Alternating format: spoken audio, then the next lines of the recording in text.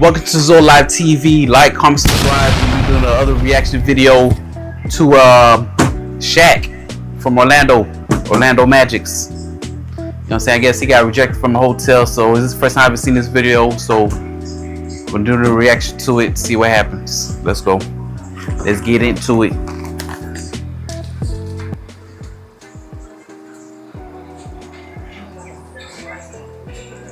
Jack's Big Shack.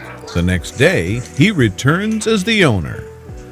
On a cool autumn evening, the Royal Beacon Hotel's lobby gleamed with polished marble floors and soft lighting.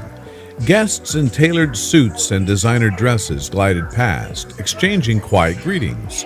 Behind the front desk, Marissa, a young receptionist, prided herself on managing the hotel's elite ambiance. She believed she could spot the right sort of clientele from a distance. As the clock approached midnight, a tall, broad-shouldered black man stepped inside wearing a simple hoodie and jeans. His face was friendly but weary, as if he'd come from a long journey. He approached the front desk. Marissa's smile tightened, turning polite but guarded. She sized him up, noting his casual clothes. This wasn't how their usual guest dressed. "Good evening," he said calmly, voice deep and warm. "I'd like a room for the night." He leaned in slightly, offering a credit card. He stood well over 6 feet tall with a distinctive presence, but Marissa focused on what she considered the wrong kind of look. Marissa glanced at the empty reservations list. There were rooms available, plenty in fact, but something about him made her uneasy. He didn't fit her idea of an upscale guest. Ignoring the logic, she forced a thin smile. "I'm sorry, we're fully booked," she lied. The man's brow furrowed. He looked around. The lobby was quiet. Vacant tables and chairs suggested low occupancy. "Are you certain?" he asked softly. "I'm happy to pay any rate." Marissa folded her arms. "I'm sorry, sir. There's nothing I can do. Perhaps you could try elsewhere." At that moment, a well-dressed couple entered. Marissa's demeanor changed instantly. A genuine smile, a warm greeting. Within minutes, she produced a room key for them with no hesitation. The tall man watched, disappointment flickering in his eyes. He realized this was no misunderstanding. This was bias, plain and simple. He nodded to himself, controlling a surge of anger. "Thank you," he said quietly, turning to leave. Outside, the crisp air stung his cheeks. He took a deep breath. He wasn't just any traveler turned away. He was Shaquille Big Shaq O'Neal, a legendary basketball figure whose name was known worldwide. He was also a successful entrepreneur who had quietly acquired properties and businesses. The Royal Beacon Hotel had been on his radar for months. Tonight's encounter sealed his decision. That night, Shaq made calls. He spoke to his financial advisor, his legal team. The hotel's parent company had been struggling, and Shaq had considered investing. Now he resolved to buy it outright. By morning, he would finalize the deal. As dawn broke, Shaq's team confirmed the purchase. He now owned the Royal Beacon Hotel. He spent the morning reviewing staff files and policies, sipping coffee in a quiet cafe. He thought about the night before, the rejection, the dismissive tone. He had endured prejudice before, but this time he held the power to make it right. Around midday, Shaq pulled up to the hotel once again. This time he wore a tailored suit. His confident stride and imposing height turned heads. Inside, staff bustled as usual, but tension flickered as they recognized him from last night, though many didn't know the full story. Marissa spotted him and froze. She remembered refusing him. She hadn't expected to see him again. He looked different, more commanding, his attire immaculate. Her heart thumped nervously as he approached the desk. She forced a smile. "Good afternoon, sir. How can I help you?" Shaq regarded her calmly and quiet strength in his gaze. "I'm here to introduce myself," he said, voice steady but kind. "My name is Shaquille O'Neal, and as of this morning, I'm the new owner of the Royal Beacon Hotel." A hush fell over the lobby. Marissa's face went pale, eyes widening in shock. She stammered, You, the owner?" The other staff and a few guests looked on, curious and confused. Shaq nodded. "Yes, I've completed the acquisition of this hotel. Last night, I tried to check in, but you said there were no rooms, even though there were." He let that sink in, his tone ever rising, never turning harsh. I want to know why. Marissa's mind raced. She had no excuse that wouldn't reveal her bias. Her cheeks burned. I apologize, she managed weakly. I thought we were fully booked. Shaq didn't flinch. I watched you give a room to a couple right after me. Don't pretend you didn't. His words were calm but unyielding. Marissa's lips trembled. She knew lying would only dig her a deeper grave. The hotel manager, Joel, emerged from the back office. He heard rumors all morning about a sudden takeover, but this confrontation caught him off guard. Mr. O'Neal, he said, voice oily with attempted charm, I'm sure there's a misunderstanding. We didn't know it was you. Shaq turned his gaze to Joel. So if you knew who I was, you would have treated me differently? He asked quietly. That's the problem right there. You judge people on appearances and perceived status, not on their worth as human beings. Joel swallowed, struggling for words. He'd run this hotel with a certain clientele in mind. Now he realized how precarious his position was. Shaq took a breath, addressing the entire lobby. I won't stand for discrimination in my hotel. Every guest deserves respect, no matter their color, clothing, or background. He met Marissa's eyes. Last night you refused me service. This morning I come as owner not to punish blindly, but to set things right. Marissa's knees felt weak. She expected instant dismissal. Instead, Shaq offered an unexpected path. I believe in second chances, he said. If you're willing to learn to treat everyone fairly, you can stay. But if not, this isn't the place for you. Tears pricked Marissa's eyes. She managed a nod. I'm sorry, she whispered, voice cracking. I'll change. Shaq nodded, satisfied for now. He turned to Joel. As for the management, I'll be making changes. You'll undergo training, everyone will, on bias and customer relations.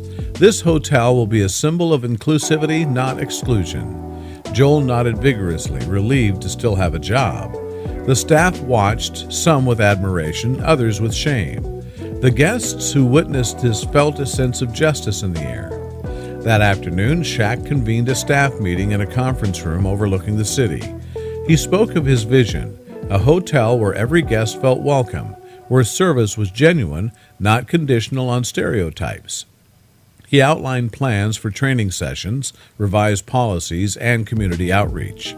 My success in basketball taught me teamwork, humility, and fairness, he said. We'll apply those values here. The employees listened intently. Some looked relieved. Those who'd been uncomfortable with the old biases were grateful for the change to align with a better standard. Others looked nervous, uncertain how to adapt. But Shaq's calm authority made it clear this was the new normal.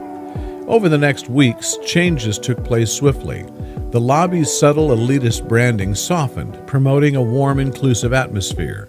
Training sessions led by professionals in diversity and hospitality challenged staff to reflect on their attitudes. Marissa attended every session diligently, determined to atone for her misjudgment. She learned about unconscious bias, the importance of equality, and how to treat each guest with genuine warmth. Outside, word spread that Big Shaq owned the Royal Beacon Hotel, not as a cheap publicity stunt, but as a move to transform it. Journalists tried to interview him, but he kept it low-key. He wanted deeds, not headlines, to speak for him. New guests arrived, some curious, some longtime admirers of Big Shaq's basketball legacy. More importantly, travelers of all backgrounds started to feel comfortable booking a room. The staff greeted them with genuine smiles, no longer scanning their outfits or questioning their worth. The transformation was not just cosmetic, it was cultural. One late afternoon, Shaq stood in the lobby watching Marissa check in a family. The parents were casually dressed, the children excited and giggling. Marissa welcomed them graciously, no hint of hesitation. After they left for the elevator, Shaq approached her. She turned, her smile now free of the old tension.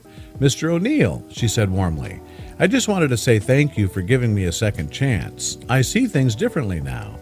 Shaq nodded, resting a large hand gently on the counter. I knew you could learn, he replied. That's what this place is about now. Learning, growing, treating people right.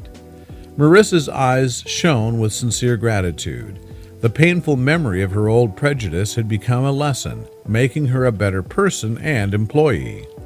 As the evening wore on, the manager Joel passed by Shaq, offering a respectful nod. He adapted too, working diligently to meet the new standards. Shaq appreciated his effort. "Joel," he said, stopping him, "the hotel's booked solid next month. Looks like business is booming. Good work ensuring everything runs smoothly." Joel smiled, relief and pride mingling. "Thank you, sir. It's thanks to your vision. The team's embraced it." Shaq sighed contentedly. The Royal Beacon Hotel was thriving, not by excluding people, but by welcoming everyone.